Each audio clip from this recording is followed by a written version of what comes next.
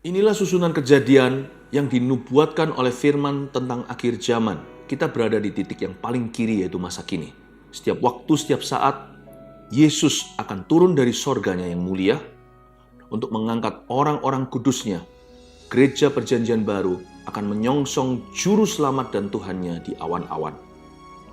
Tugas kita hanyalah waspada dan berjaga-jaga, karena kita tidak tahu kapan, saat, dan waktunya. Tak seorang pun tahu di atas muka bumi ini. Tapi kalau itu terjadi, jangan sampai kita ketinggalan, seperti yang diperingatkan oleh Tuhan.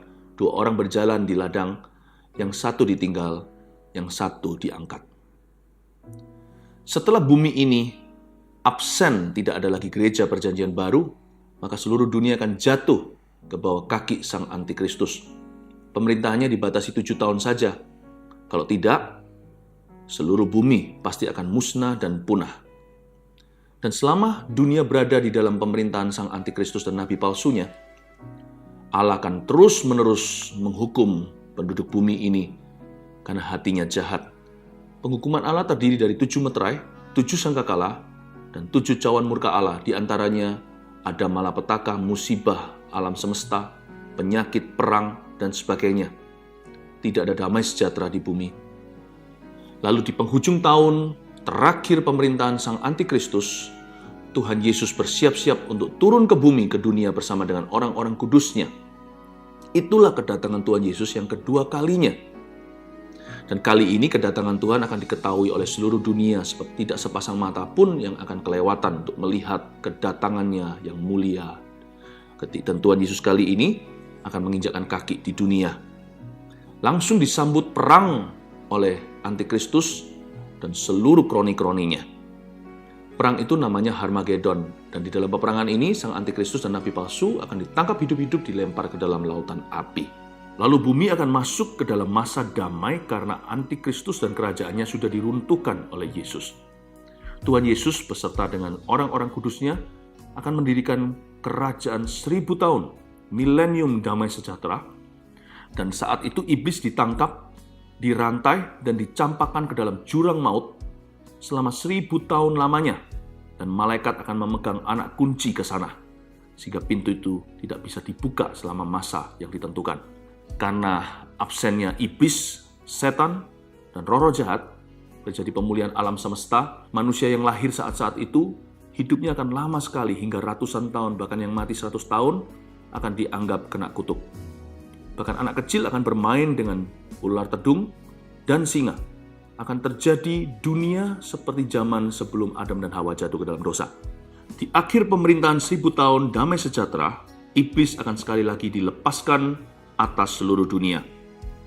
Khususnya untuk populasi baru, mereka yang lahir di masa-masa 1000 tahun itu.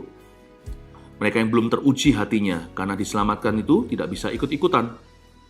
Maka setan dilepaskan untuk sekali lagi memastikan bahwa orang membuat pilihan sengaja untuk mengikut Kristus. Dan barang siapa mengikut Tuhan, seperti kita hari ini diberi kuasa untuk menentang godaan. Tapi banyak manusia yang jatuh.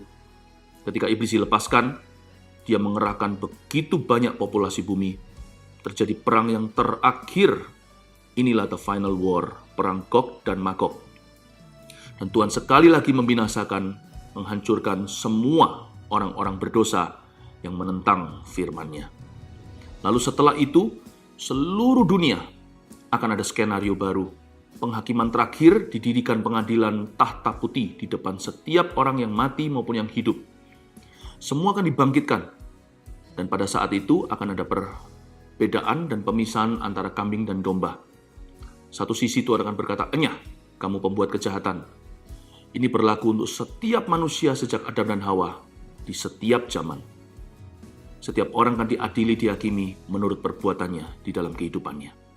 Lalu bagi orang-orang yang Tuhan usir dari hadiratnya itu, mereka dilempar kepada kematian kedua, yaitu lautan api, neraka yang kekal selama-lamanya. Dan kabar baiknya, setiap jiwa yang diselamatkan oleh Tuhan sejak penciptaan, yaitu setiap manusia yang meresponi panggilannya sejak perjanjian lama hingga perjanjian baru, mereka akan mendengar Tuhan di tahtanya berkata, "Baik sekali perbuatanmu, masuklah dalam sukacita Bapa-Ku." Itulah sorga yang mulia. Sorga di kitab Wahyu Definisinya begini, yakni langit dan bumi yang baru, sebuah tempat yang nyata, bahkan disebut sebagai Yerusalem baru pula. Itulah destiny atau tujuan akhir dari setiap orang percaya.